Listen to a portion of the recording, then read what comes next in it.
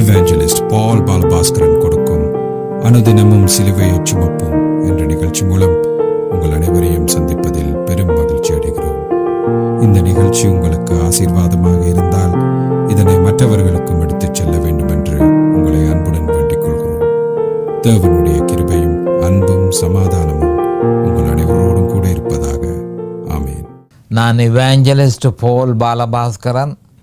அனுதினமும் சிலுவையை சுமப்போம் என்ற இந்த நிகழ்ச்சியில் மறுபடியும் என் சகோதரர்களையும் என் சகோதரிகளையும் என் நண்பர்களையும் சந்திப்பதில் நான் பெரும் மகிழ்ச்சி அடைகிறேன். இந்த அருமையான நேரத்தை கர்த்தராகிய இயேசு கிறிஸ்து எங்களுக்கு ஒதுக்கி தந்திருக்கிறார். இந்த நேரத்தில் கர்த்தருடைய வேத வார்த்தைகளை உங்களோடு பகிர்ந்து கொள்வது எனக்கு மிகுந்த சந்தோஷத்தை அளிக்கிறது என்பதை நீங்கள் அறிந்து கொள்ள வேண்டும். கர்த்தருடைய வார்த்தை என சொல்லப்படும் பொழுது அது எந்த காலத்திலும் சிலுவையில் அறையப்பட்ட இயேசு கிறிஸ்துவையே ஏதோ ஒரு வழியில் பிரகடனப்படுத்துகிறது உண்மையை நாம் தெளிவாக அறிந்து அதை நம்முடைய இருதயத்தில் நிலைநாட்டி அடிக்கடி அதை தியானித்து அடிக்கடி விசுவாசிக்க வேண்டியது மிக அவசியமானது என்பதை நான் உங்களுக்கு நினைவு கூற விரும்புகிறேன். இப்பொழுது நாங்கள் வேத வார்த்தைக்கு போவோம். ரோமர் 7:15 மிக முக்கியமான ஒரு வேத வார்த்தை. எப்படியெனில் நான் செய்கிறது எனக்கே சம்மதி இல்லை, நான் விரும்புகிறதை செய்யாமல் நான் வெறுக்கிறதையே செய்கிறேன். அப்போ இது ஒரு பெரிய ஒரு வெளிப்பாடு பவுல் அப்போஸ்தலருக்கு கொடுக்கப்பட்டிருக்கிறது. அவர் என்ன செய்கிறார் என்று சொன்னால், தான் செய்கிறது என்ன என்று தனக்கு விளங்கியில்லை.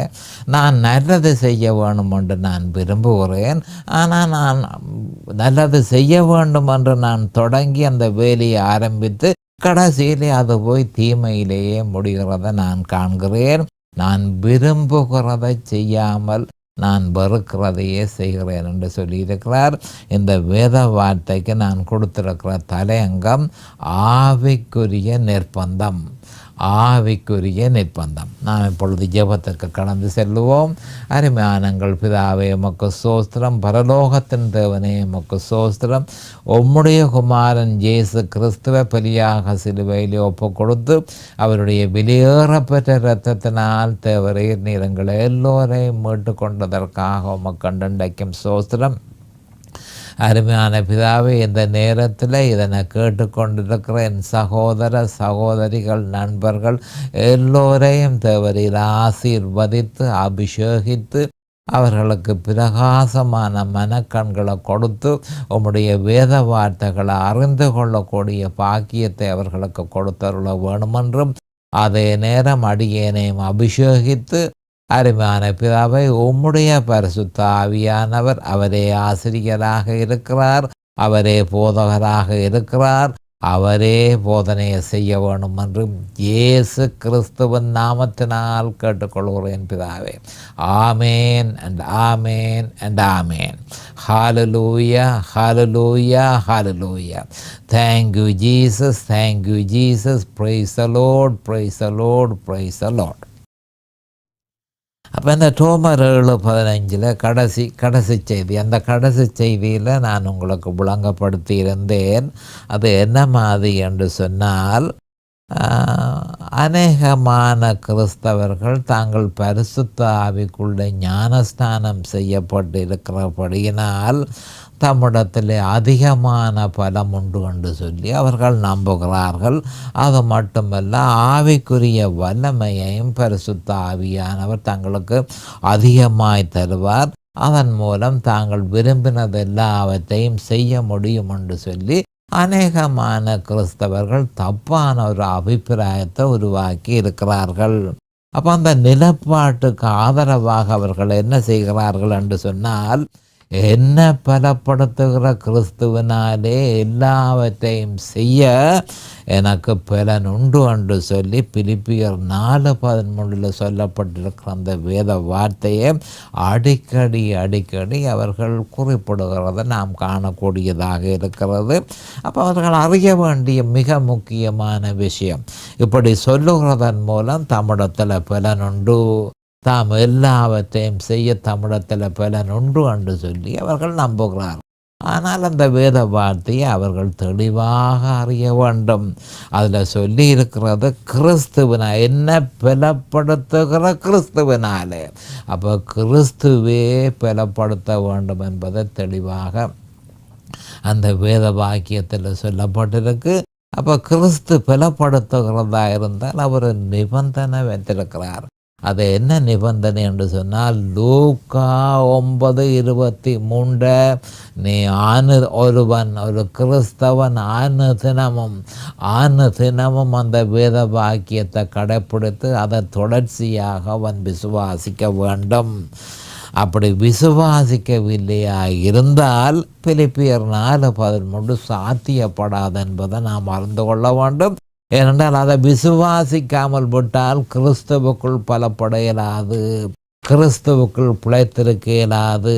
கிறிஸ்துவுக்குள் பிழைத்திருக்கவில்லையாய் இருந்தால் கிறிஸ்து பலன் கொடுக்க போகிறது இல்லை என்பதை நாம் தெளிவாக அறிந்து கொள்ள வேண்டும். அப்போ பிலிப்பியர் 9 லூக்கா 9:23 செய்யாவிட்டால் பிலிப்பியர் 4:13 சாத்தியப்படாது என்று சொல்லி யார் சொல்லுகிறது?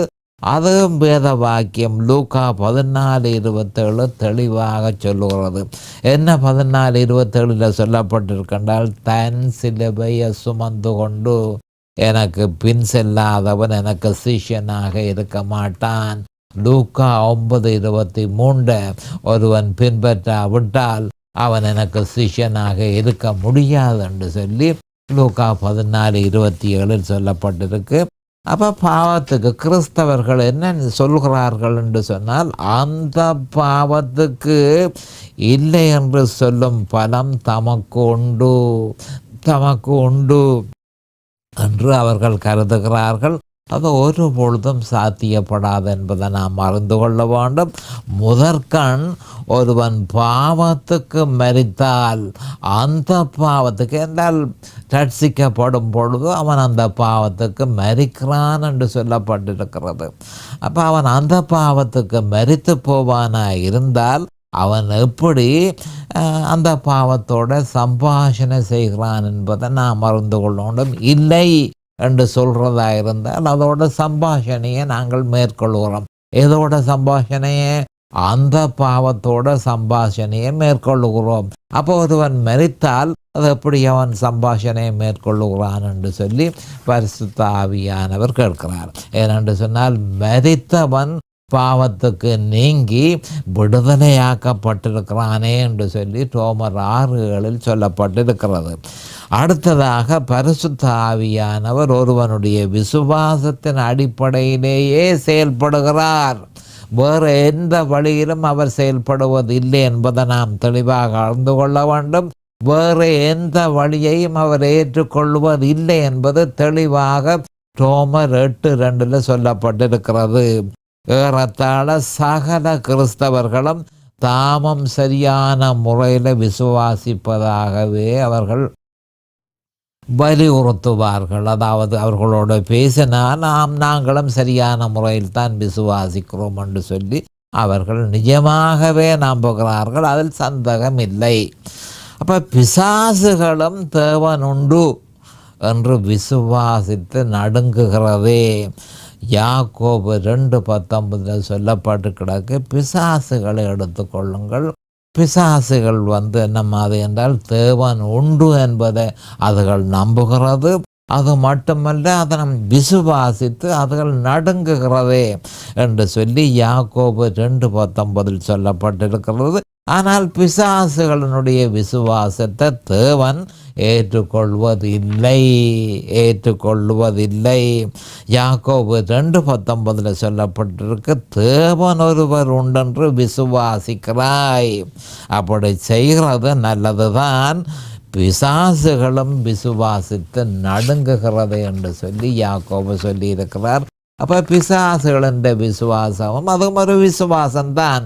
ஆனால் அந்த விசுவாசத்தை தேவன் கணக்குக்கு எடுக்கிறதில்லை. அந்த விசுவாசத்தின்படி அதுகள் நடுங்குகிறது. ஆனால் நாங்கள் விசுவாசிக்க வேண்டியது வேறு ஒரு விசுவாசம். அந்த விசுவாசத்தை நாம் விசுவாசிக்க வேண்டும். அப்போ அநேகமான கிறிஸ்தவர்கள் வேறு விதமான விசுவாசத்தை கைக்கொள்ளுகிறபடியினால் அவர்களுடைய அந்த விசுவாசத்தை தேவன் ஏற்றுக்கொள்கிறது இல்லை. ஏனெனில் அவர்கள் சிலுவையில் அறையப்பட்ட இயேசு கிறிஸ்துவை முற்று முழுவதுமாக விசுவாசியாமல் வேறொரு இயேசுவை விசுவாசிக்கிறார்கள். அப்போ சிலுவையில் அறையப்பட்ட இயேசு கிறிஸ்துவை பற்றி 1 கொரிந்தியர் 1:23 1 கொரிந்தியர் 2:2 சொல்லப்பட்டிருக்கிறது. அதை விட்டு விலகி வேறொரு இயேசுவை அநேகமான கிறிஸ்தவர்கள் விசுவாசிக்கிறார்கள். அப்போ வேறொரு இயேசுவை பற்றி 2 கொரிந்தியர் 11:4 சொல்லப்பட்டிருக்கிறது. அப்போ சிலுவையில் அறையப்பட்ட இயேசு கிறிஸ்துவே அந்த விசுவாசத்தின் முக்கிய கருவாக இருக்கிறது என்று நாம் அறிந்து கொள்ள வேண்டும். கிறிஸ்துவையும் அவர் சிலுவையில் நிறைவேற்றியதை முற்று முழுவதுமாக விசுவாசித்து அந்த விசுவாசத்தில் நிலைத்திருக்க வேண்டும் என்பதே தேவனுடைய எதிர்பார்ப்பாயிருக்கிறது. ரோமர் 6:3-5, ரோமர் 6:11, ரோமர் 6:14. அந்த விசுவாசத்தில் ஒருவன் நிலைத்திருக்கும் பொழுது பரிசுத்த ஆவியானவர் அவனில் வல்லமையாக செயற்படுவார் என்று சொல்லி ரோமர் 8:1-2 சொல்லப்பட்டிருக்கிறது. அதன் மூலமாக அவர் வல்லமையாக செயல்பட்டு தேவனுடைய சித்தத்தை அவர் நிறைவேற்றுவார். அந்த விசுவாசிக்கிற மனுஷன் மூலமாக தேவனுடைய சித்தத்தை அவர் நிறைவேற்றுவார் என்றதை நாம் அறிந்து கொள்ள வேண்டும். அந்த விசுவாசத்தில் ஒருவன் நிலைத்திராவிட்டால் பரிசுத்த ஆவியானவர் அவனில் வாசமாய் இருந்தாலும் அவர் செயற்படுவதில்லை என்பது அநேகமான கிறிஸ்தவர்களுக்கு ஒரு புரியாத புதிராக இருக்கிறது. அப்போ ரட்சிக்கப்பட்ட ஒரு கிறிஸ்தவனிடத்தில் பரிசுத்த ஆவியானவர் வந்து அவனுடைய இருதயத்தில் வாசம் செய்கிறார். ஆனால் அவர் செயற்பட வேணுமா இருந்தால், வல்லமையாக செயற்பட வேண்டுமா இருந்தால் அந்த விசுவாசத்திலே ஒருவன் இருக்க வேணும். அந்த விசுவாசத்தில் ஒருவன் நிலைத்திருக்கும் பொழுது அவர் வல்லமையாக செயற்பட தொடங்குவார்.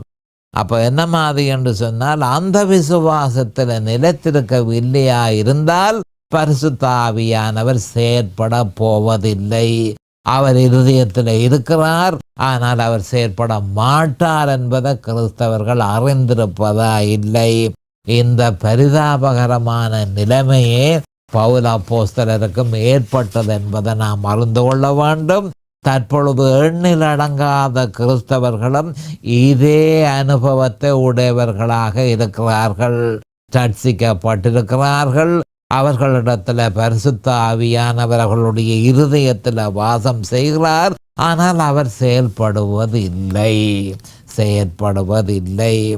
இதனை அவர்கள் அறியாதிருக்கிறார்கள். மோசமான நிலைமை என்ன மாதிரி என்றால், எனக்குள்ளுக்குள்ளே இருக்கிற பரிசுத்த ஆவியானவர் வளமையாக செயல்படுவது போல அவர் செயல்படுகிறார் என்று நினைத்து கொண்டிருக்க அவர் செயல்படுவதே இல்லை என்பதை அநேகமான கிறிஸ்தவர்கள் அறியாமல் இருக்கிறார்கள். அறியாமல் இருக்கிறது ஒன்று, அறிய விருப்பமில்லாமல் இருப்பது இன்னொன்று. கவனமாக கேட்டுக்கொள்ளுங்கள். அறியாமல் இருக்கிறது ஒன்று, அறிய விருப்பமில்லாமல் இருக்கிறது இன்னொன்று. அறிய விருப்பமில்லாமல் இருப்பது அவ்விசுவாசத்தின் வெளிப்பாடு என்பதை நாம் அறிந்து கொள்ள வேண்டும். அது வஞ்சக ஆவியின் உச்சக்கட்டமான செயற்பாடு என்பதையும் நாம் அறிந்து கொள்ள வேண்டும். 1 தீமோத்தேயு 4:1 அதை பற்றி சொல்லப்பட்டிருக்கிறது. பரிசுத்த ஆவியானவர் நம்மில் வல்லமையோடு செயற்பட்டு நம்ம வழி நடத்தாவிட்டால் தேவனுடைய பிரமாணங்களை நாம் ஒரு பொழுதும் நிறைவேற்ற முடியாது. இதே நிலைமை பவுல் அப்போஸ்தலருக்கு ஏற்பட்டது. இதுவே பல்லாயிரக்கணக்கான கிறிஸ்தவர்களின் பரிதாபகரமான நிலைமையும் ஆகும். தேவனுடைய கட்டளையின்படி நாம் தவறாமல் நியாய பிரமாணங்களை செய்தே ஆக வேண்டும் என்று சொல்லி உபாகமம் 27:26 சொல்லப்பட்டிருக்கிறது. இது பற்றி யாக்கோபு 2:10-11 யாக்கோபு 2:10-11 அவர் சொல்லியிருக்கிறத நாம் பார்ப்போம். எப்படி எனில் ஒருவன் நியாயப்பிரமாணம் முழுவதையும் கை கொண்டிருந்தும் ஒன்றிலே தவறினால் எல்லாவற்றிலும் குற்றவாளியாயிருப்பான். ஏனென்றால் விபசாரம் செய்யாதிருப்பாயாக என்று சொன்னவர் கொலை செய்யாதிருப்பாயாக என்றும் சொன்னார். ஆதலால் நீ விபசாரம் செய்யாமல் இருந்தும் கொலை செய்தாயானால் நியாய பிரமாணத்தை மீறினவனாவாய் என கூறியிருக்கிறார். இப்படி இருக்க பரிபூரணமான நியாய பிரமாணத்தை நிறைவேற்றுவது என்பது கவனமாக கேட்டுக்கொள்ளுங்கள். பரிபூரணமாக நியாய பிரமாணத்தை நிறைவேற்றுவது என்பது முடியாதொரு விஷயம் என்பதை நாம் அறிந்திருக்க வேண்டும். ஏனென்று சொன்னால் மனுஷ வீழ்ச்சியின் நிமித்தம் மனுஷனுக்குள் உட்சென்ற ஜென்ம சுபாவத்தினால் அவனுடைய சரீரம் சாகடிக்கப்பட்டிருக்கிறது. ரோமர் 8:10. அந்த உயிரற்ற பலமற்ற சரீரத்தினால் நியாய பிரமாணத்தை தேவனுக்கு ஏற்றபடி செய்வது முடியாத ஒரு விஷயம் என்பதை நாம் அறிந்து கொள்ள வேண்டும். இதன் நிமித்தமே நம்முடைய ஆண்டவராகிய இயேசு கிறிஸ்து என்னை அல்லாமல் உங்களால் ஒன்றும் செய்யக்கூடாது, மறுபடியும் சொல்கிறேன், என்னை அல்லாமல் உங்களால் ஒன்றும் செய்யக்கூடாது என்று சொல்லி யோவான் 15:5 கூறியிருக்கிறார். அப்போ பவுலப்போஸ்தலர் சுயபலத்தினால் நியாயப்பிரமாணத்தை செய்வதற்கு கடும் முயற்சி எடுத்தும் அவரால் தேவனுக்கேற்ற முறையில் நடக்க முடியவில்லை.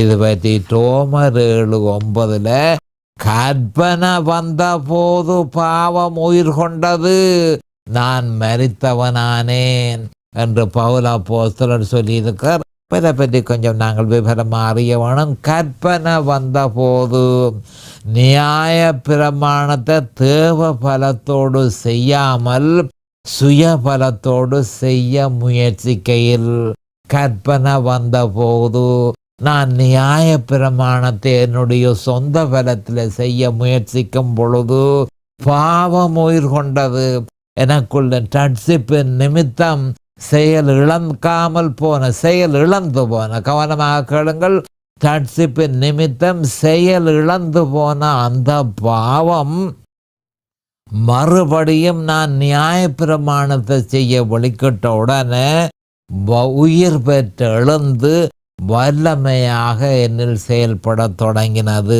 நான் மரித்தவனானேன், ஜெயம் கொண்ட கிறிஸ்தவ வாழ்க்கை வாழ முடியாமல் போனேன் என்று சொல்லி பவுலப்போஸ்தலர் வேதனைப்படுகிறார்.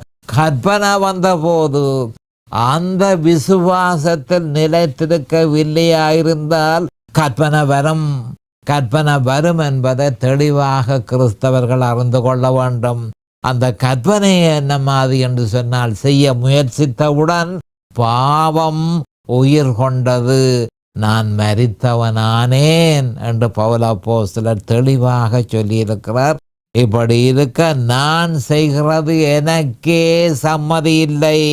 ரோமர் 7:15 நான் செய்கிறது எனக்கே சம்மதி இல்லை என கூறியிருப்பது என்னவென்றால், பவுலப்போஸ்தலர் தான் தேவனுக்கு ஏற்றவைகளை செய்ய விரும்புவதையும் அதனை தான் செய்ய முயற்சிக்கும் பொழுது அதனை செய்வதற்கு பதிலாக தனக்கு விருப்பமில்லாத பாவ செயல்களை செய்கிறதையும் தனக்கு ஏன் அப்படி நடக்கிறது என்பதனையும் தன்னால் விளங்க முடியவில்லை என கூறுகிறார்.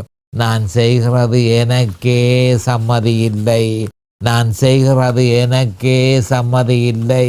இந்த பரிதாபகரமான நிலைமையில் ஏராளமான கிறிஸ்தவர்கள் இருக்கிறார்கள். நான் செய்கிறது எனக்கே சம்மதி இல்லை, நான் நல்லதை செய்ய வேணும் என்று வெளிக்கிட்டு தீமையை செய்து தேவனுக்கு எதிராக பாவம் செய்கிறேன். இதன் நிமித்தம் எனக்குள்ளுக்குள்ள அந்த பாவம் உயிர் கொண்டு அதாவது உயிர் பெற்று எழுந்தது என்று சொல்லி பவுல் அப்போஸ்தலர் சொல்லியிருக்கிறார்.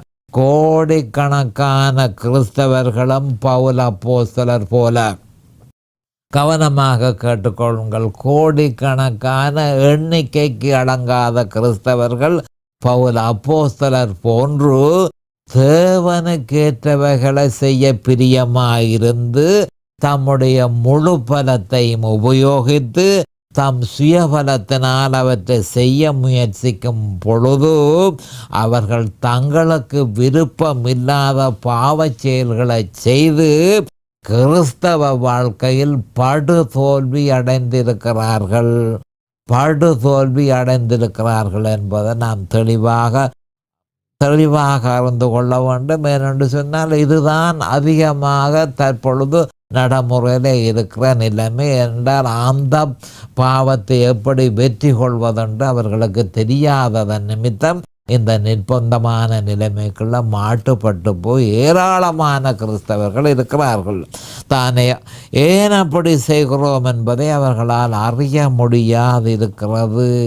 ஆனபடியால் தான் ரோமர் 7:24 பவுல் அப்போஸ்தலராலும் அது முடியாமல் போச்சு. ஏன் நான் இப்படி செய்கிறேன் என்றவரால் அறிய முடியாமல் போயிற்று. நிர்பந்தமான மனுஷன் நான், இந்த மரண சரீரத்தில் நின்று யார் என்ன விடுதலை ஆக்குவார் என்று சொல்லி ரோமர் 7:24 அவர் சொல்லியிருக்கிறார். இதன் நிமித்தம் நிலைமை கட்டுக்கடங்க முடியாமல், கவனமாக கேட்டுக்கொள்ளுங்கள், கட்டுக்கடங்காமல் போகுமே தவிர எந்த விதமான விமோசனமும் ஏற்பட போவதில்லை என்பது வெளிப்படையாக இருக்கிறது. கிறிஸ்தவர்களாகிய நாம் தேவ ஊழியக்காரராக இருந்தாலும் நம்முடைய வாழ்க்கையை தேவனுக்கு முற்று முழுவதும் அர்ப்பணித்தவர்களாக இருந்தாலும், தேவனில் மிகுந்த பக்தி உள்ளவர்களாக இருந்தாலும், தேவனுக்கு ஏற்ற முறையை ஜெயம் கொண்ட கிறிஸ்தவ வாழ்க்கையை வாழும் முறையை நாம் அறியாதிருந்தால் நம்முடைய கிறிஸ்தவ வாழ்க்கையில் தோல்வி தவிர்க்க முடியாது என்பதை ஒவ்வொரு கிறிஸ்தவர்களும் அறிந்து கொள்ள வேண்டும். இவ்வாறான அனுபவத்தை பெற்றுக்கொண்ட பவுல் அப்போஸ்தலர் அவருடைய இக்கட்டில் இருந்து விடுபட தேவன் அவருக்கு கொடுத்த வழிமுறையை குறிப்பாக ரோமர் 6 அதிகாரம் 7 அதிகாரம் 8 அதிகாரம் ஆகிய அதிகாரங்களினூடாக தன்னுடைய வெளிப்பாட்டை நமக்கு கொடுத்திருக்கிறார். தனக்கு கிடைத்த வெளிப்பாட்டை நமக்கு தந்திருக்கிறார். இந்த வெளிப்பாடுகளை நாம் அறியாவிட்டால் நாம் ரட்சிக்கப்பட்டிருந்தும் ஜெயம் கொண்ட கிறிஸ்தவ வாழ்க்கை நமக்கு தூரமாகவே இருக்கும். ஒன்றில் கிறிஸ்தவுக்குள் வாழ்வு, இல்லையேல் சீரழிந்த கிறிஸ்தவ வாழ்க்கை. தெரிவு நம்முடையதே. அது எப்படி என்றால், ஒரு கிறிஸ்தவன் அறிந்திருக்க வேண்டியது தான் எவ்வளவாக தேவனால் உபயோகிக்கப்பட்டால் என்ன, தான் எவ்வளவாக தேவனிடத்தில் பக்தி உள்ளவனாயிருந்தால் என்ன, தான் எவ்வளவாக தேவனுக்கு அர்ப்பணித்திருந்தால் என்ன.